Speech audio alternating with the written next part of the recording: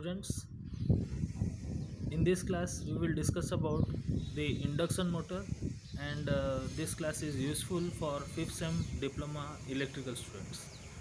And in our today's class we will discuss from the chapter of electric drives, and the subject is your induction motor. So the slip ring induction motor is one kind of your induction motor. So how this kind of motor is utilized inside a industry we will understand, and some of its theoretical things also we will discuss. So slip ring induction motor have their torque maximum when resistance of the motor is same as that of its reactance.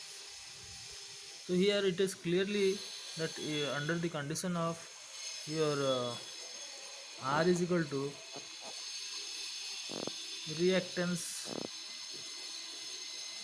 or inductive reactance is equal to, it is under this case only we will have their torque with maximum when the resistance of the rotor is same as that of its reactance.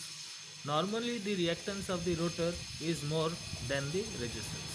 So students, it is quite usual you will find that the reactance value will be more as compared to the resistance value. It is the normal case. You can just try to analyze it, because if you will think that how it is, then because as the motors have the majority of the part of the motor are coilings. So due to coiling, it is obvious that the inductance part or the reactive part will be naturally higher.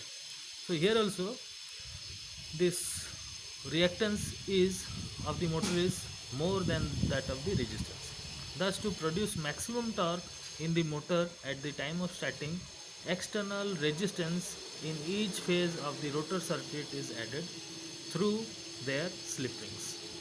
So there is provision, and through these slip rings only we can add external resistance. This serves two purposes. The first purpose is to increase the torque at the time of starting, and secondly the rotor current within the reasonable limits. So students, it is serving you dual purpose. What are they? Firstly, by introducing additional resistances we can increase the torque capacity, as well as the current taking or the current which will intake will be limited also, because we have inserted resistance. So what will happen, the current or the amount of current drawn will be limited, or it will be minimized to the ratio of the resistance inserted. Now uh, the this in turn limits the stator current or motor current. As the motor picks up more and more speed, slip goes on reducing, the reactance of the motor also goes down. So now, as the motor starts to build up its speed, what happens? The slip goes on reducing. Why it goes on reducing? It is already in your theory, in your machine classes, that with the increase in your speed, the slip will go on to decrease, right? And the reactance of the motor will also go down, or it will also come to smaller values. It will go to lower down, right? Now this is to produce maximum torque. The resistance is to be reduced and therefore cut off. In the meantime, voltage induced in the rotor also goes down, and even with the reduced resistance also the current is within the reasonable limits. Thus, as soon as the motor picks up full load speed, the whole of the resistance is cut off. This motor, on account of their robust construction, they are more reliable, cheaper, easier to maintain as compared to slip ring motors. So student, this kind of motors are quite robust. What do you mean by robust? That means they can work, or they can perform under you can say their operation. They can tolerate if you will work with this motor for more number of hours, they can withstand this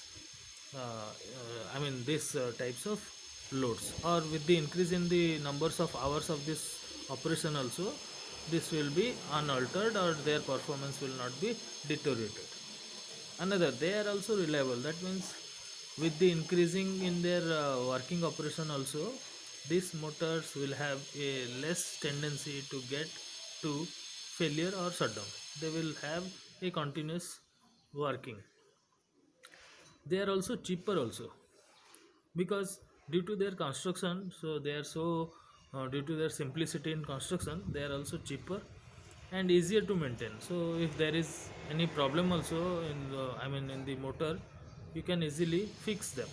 So the maintenance part is also easier. So these are all as compared to your slip ring motors. These motors are employed where constant torque is required. Example, paper mills, textile mills, or compressor and conveyors. In case of squirrel cage induction motor, it is not possible to add external resistances in the motor for starting, because cage type motor construction, so such motors shall have low starting torque and hence cannot be started by this method. So it is obvious, student, if there is no provision for adding resistance, ultimately the starting torque will be lowered. Obviously you're getting, I think you are getting me. Why? Because earlier I have told you that by increasing the resistance, the torque can be increased. So what happens if we cannot increase its resistance? The torque will not be increased. Why? Because the amount of resistance in the motor is now fixed. So if it is fixed, the amount of torque generated cannot be increased. So that is the reason why such motors, the torque cannot be increased, or such motors are having low starting torque. Now, hence cannot be started by this method. Further, so this is the typical diagram of slip ring type motors. You can have a look on it. See, in the rotor side, these are the additional resistances. These are the additional resistance. So this resistance are now starred. Starred means they will be sorted to a common point. This is that common point which I am talking about. All the terminals are sorted over here, right?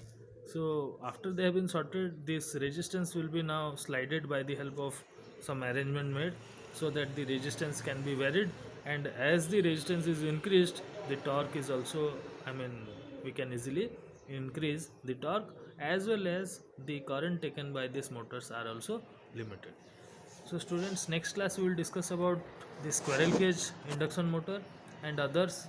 So keep so thoroughly, just maintain the notes, and if you have any doubts, please do not hesitate to ask. Thank you.